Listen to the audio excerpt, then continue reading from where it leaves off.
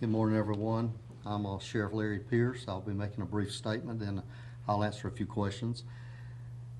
On Monday, August 1st, around 10:30 a.m., Sergeant Matthew Fishman, Deputy Alexander Ramon Torres, and Corporal Andrew Logan Cox arrived at a residence on Aaron and Bridge Road for service of an involuntary commitment order. After arriving and identifying themselves, the suspect inside of the home began firing on the deputies. All three deputies were struck by gunfire. After the officer down call went out, we had an incredible response from surrounding agencies, including police departments, sheriff's offices, and state agencies. To our law enforcement brothers, our dispatchers, our EMS and fire, we appreciate each and every first responder. SWAT teams made entry into the house shortly before 8 p.m. that evening and found that the suspect, 23-year-old Jordan Hamilton, was fatally wounded from an apparent self-inflicted gunshot wound. It is a sad week for the Wayne County Sheriff's Office, as we have lost one of our own. Sergeant Matthew Fishman passed away yesterday and leaves a hole in this organization. He served with the Sheriff's Office since December of 2010 and was a reserve officer with the Mount Olive Police Department. He cared about the citizens and was doing what he loved. He leaves behind a wife and children that he deeply loved. Deputy Alexander Ramon Torres was treated in the hospital and was released yesterday. He is expected to make a full recovery. Corporal Andrew Logan Cox is being treated and is expected to be released from the hospital today, and he is expected to make a full recovery. These are three men who are simply answering the call for duty, doing their jobs. This is the danger that our men and women face in law enforcement each and every day. I ask for your continued prayers for the families, for our first responders, and for our county. I can't begin to name all of the agencies and every first responder who provided assistance and support.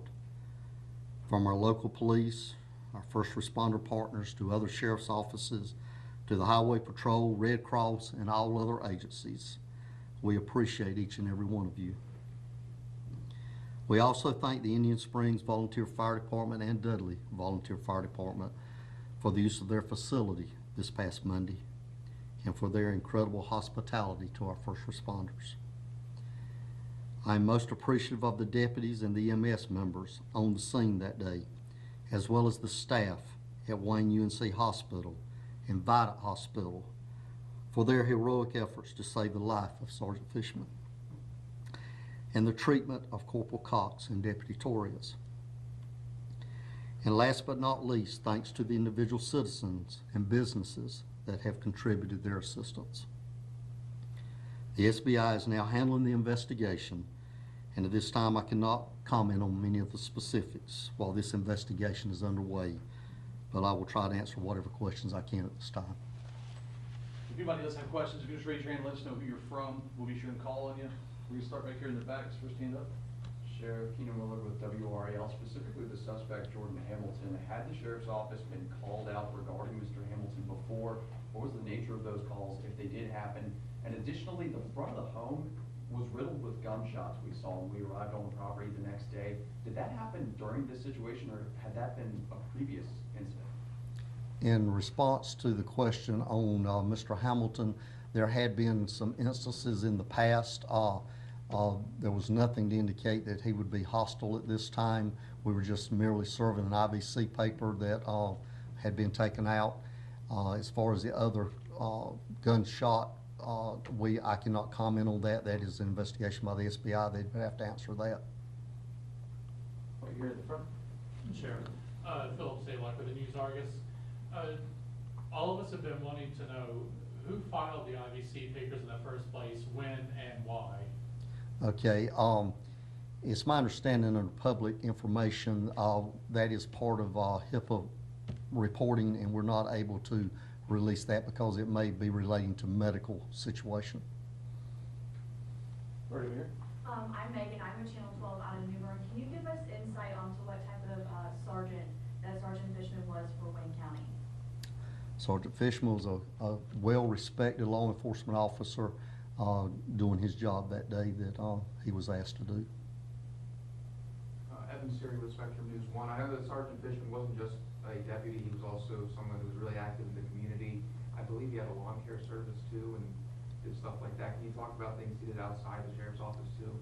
I'm not familiar with all his outside activities. I know he was a very avid church member, and in fact, he when he would send emails, he would always put a Bible verse at the bottom of his emails, and he was always an uplifting type person.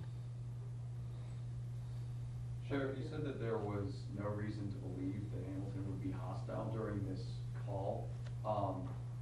The process for this IVC delivery with the 3 deputies, is that standard? And is there any consideration of sending different types of personnel that are mental health specific responders?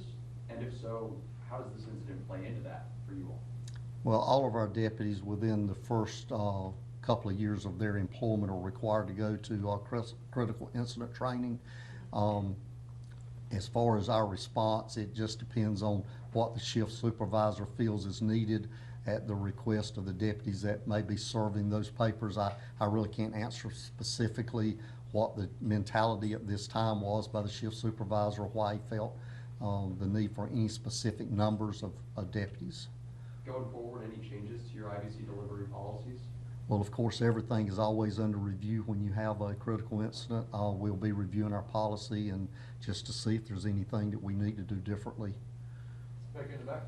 Yes, Samantha Kummer with ABC 11. We've seen this discussion around how police respond to mental health calls, and piggybacking on these questions, as we have those conversations nationwide, how is this incident going to further those discussions here at the department and maybe make changes in the future? I appreciate the question. Mental health is something that all sheriff's offices, as well as all law enforcement and first responders, deal with on a daily basis. And it's something that we realize that has to be dealt with, but on the other hand, it is a problem, particularly in our detention centers right now. We are having a real problem nationwide with people that are coming to our detention facilities and trying to find treatment for our mentally ill people, but that's something we have to deal with daily. You said that deputies had gone out to the home for Hamilton before multiple times. Are you able to specify what kind of types of calls those were? I'm not sure if it was multiple times. I'm just saying that I know there was some situations where he has been dealt with by law enforcement, but I'm not sure how many times they've actually been to his residence.